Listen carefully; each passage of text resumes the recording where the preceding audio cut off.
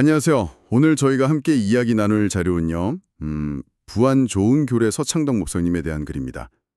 그 보내주신 자료들을 보니까 참 뭐랄까 조용한 시골 마을 교회의 어떤 따뜻함 그런 게 느껴지더라고요. 네, 맞아요. 저도 읽으면서 그런 인상을 많이 받았습니다. 어떤 막 화려하거나 큰 규모는 아닌데 그 안에 뭔가 좀 진솔한 이야기가 담겨 있는 듯한 느낌이었어요. 그렇죠. 그래서 오늘은 이 자료들을 바탕으로 서 목사님의 그 목회 방식이라고 해야 할까요? 그리고 좋은 교회라는 공동체가 어떤 의미를 가지는지 좀 더 깊이 한번 들여다보는 시간을 가져보려고 합니다. 좋습니다. 아주 의미 있는 시간이 될 것 같아요. 우선 자료를 딱 펼쳐보면요. 서창덕 목사님에 대한 묘사가 나오는데 외형적인 성장이나 뭐 그런 것보다는 교인 한 사람 한 사람과의 관계에 굉장히 집중하시는 모습으로 그려지고 있어요. 네, 그 부분이 가장 먼저 눈에 들어오죠. 특히 그 말씀의 울림이라는 표현이 있거든요. 이게 교인들 삶 속에서 실제로 경험된다.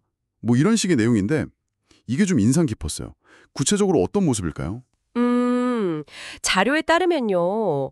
목사님이 교인들 이름을 그냥 아는 정도가 아니라 정말 하나하나 기억하려고 애쓰시고 또 그분들 마음을 좀 읽으려고 노력하신다는 거예요. 이름을 다 기억한다는 게 사실 쉽지 않잖아요.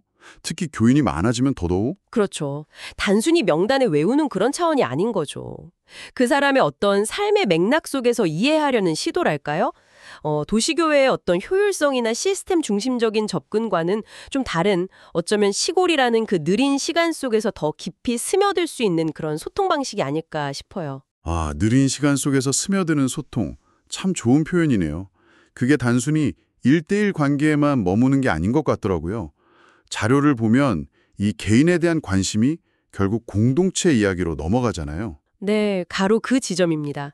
이게 참 흥미로운 부분인데 개인에게 깊이 집중하는데 그게 결국에는 더 넓은 공동체성을 만들어낸다는 거. 자료에서도 좋은 교회가 뭐 청년부터 어르신들 또 아동부까지 모든 세대가 그냥 형식적으로 모이는 게 아니라 정말 함께 예배드리는 곳이라고 강조하거든요. 맞아요.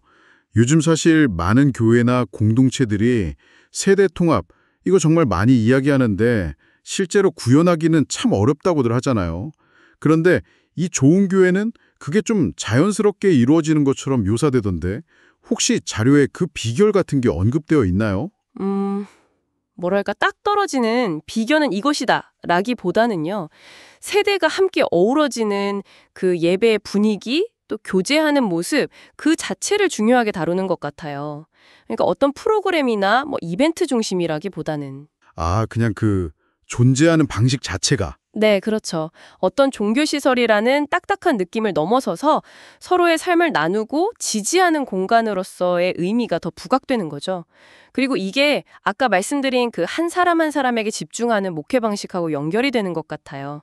서로가 서로의 이야기를 알고 또 자연스럽게 돌보는 문화로 이어지는 게 아닐까? 그렇군요. 그러니까 개개인의 이야기에 귀 기울이는 그 리더십 자체가 세대를 아우르는 공동체를 만드는 어떤 기반이 된다. 뭐 이런 해석이 가능하겠네요. 네, 충분히 그렇게 볼 수 있습니다. 그리고 또 하나 제가 좀 주목했던 부분은요. 그 말라기 강해 설교에 대한 언급이었어요. 구약 성경 말라기서를 구절별로 깊이 파고들어서 설명하는 그런 설교 방식인데 이걸 통해서 성경 메시지랑 오늘날 우리 현대인의 삶을 연결하려고 시도하신다는 거죠. 네, 그 부분도 상당히 중요하게 다뤄지고 있죠. 자료에서는 이 설교가 듣는 사람들에게 왜 지금 우리에게 말씀이 필요한가? 이런 근본적인 질문을 던지게 만든다고 평가하더라고요. 그냥 옛날 이야기가 아니라 지금 여기서 이게 왜 중요하지? 이걸 생각하게 만든다는 거잖아요. 맞습니다. 그게 바로 신앙의 어떤 본질적인 고민하고 연결되는 지점이죠. 그러니까 수천 년 전의 기록을 오늘을 살아가는 내가 어떻게 받아들이고 또 살아낼 것인가.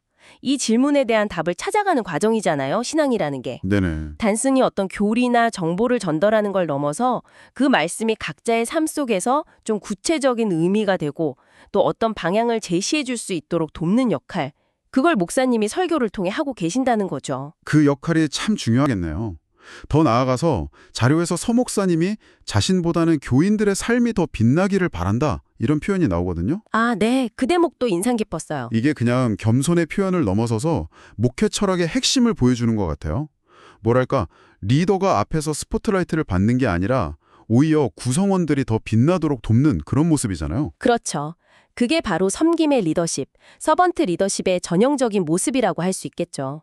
자신의 역할은 교인들이 하나님 안에서 성장하고 또 그들의 삶이 풍성해지도록 돕는 데 있다는 걸 명확히 보여주는 대목입니다. 그리고 그 섬김의 리더십이 결국에는 교인들의 삶에 어떤 실제적인 변화로 이어진다는 흐름으로 가더라고요. 자료에서 삶의 전환점을 맞았다거나 어떤 내적인 치유를 경험했다거나 이런 이야기들이 나오잖아요. 네, 그런 간증들이 소개되고 있죠. 이게 그냥 감동적인 이야기 몇 개를 나열한 게 아니라 앞에서 이야기했던 그 목회 방식, 또 철학, 그리고 공동체의 모습이 다 이렇게 유기적으로 연결되어서 나타나는 결과다. 이렇게 해석할 수 있을 것 같아요. 정확합니다. 모든 요소들이 따로 노는 게 아니라 서로 영향을 주고받으면서 시너지를 내는 거죠. 한 사람의 이름을 불러주는 작은 관심에서 시작해서 세대가 함께 어우러지는 공동체를 이루고 그 안에서 말씀이 현재의 삶과 만나서 구체적인 변화를 일으키는 그 과정 전체가 좋은 교회의 모습으로 그려지고 있는 겁니다. 그래서인지 자료 전반에 걸쳐서 따뜻함, 기도, 포용 이런 단어들이 굉장히 자주 등장하는 것 같아요. 그런 분위기가 느껴지더라고요. 맞아요. 그런 정서적인 측면, 분위기를 강조하는 것도 이 자료의 특징 중 하나라고 볼 수 있겠습니다. 자, 그럼 오늘 저희가 함께 살펴본 이 자료들을 좀 정리해보면요. 결국 부안이라는 어떤 지역적인 배경 속에서 한 목회자가 외형적인 성장보다는 개인과의 깊은 관계 맺기에 힘쓰고 네, 그리고 또 오래된 성경 말씀을 오늘날의 삶과 연결하려는 그런 현대적인 해석과 적용에 대한 고민도 있었고요. 그렇죠.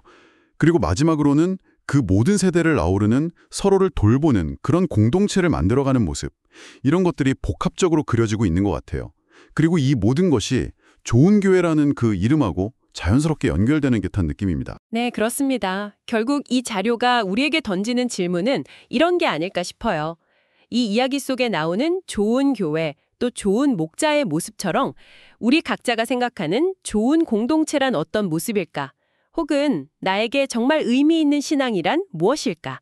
이런 것들을 한 번쯤 생각해 보게 만드는 거죠. 아, 그러네요. 좋은 질문인 것 같아요. 어쩌면 그 답은 막 엄청나게 화려한 성공이나 눈에 보이는 큰 규모가 아니라 바로 이런 이야기들 속에서 발견되는 어떤 진솔한 관계의 깊이, 그리고 서로를 향한 따뜻한 시선, 이런 것들 속에 있는 건 아닐까. 그런 생각을 해보게 됩니다. 네, 오늘 자료를 통해서 정말 많은 생각을 해볼 수 있었던 것 같습니다.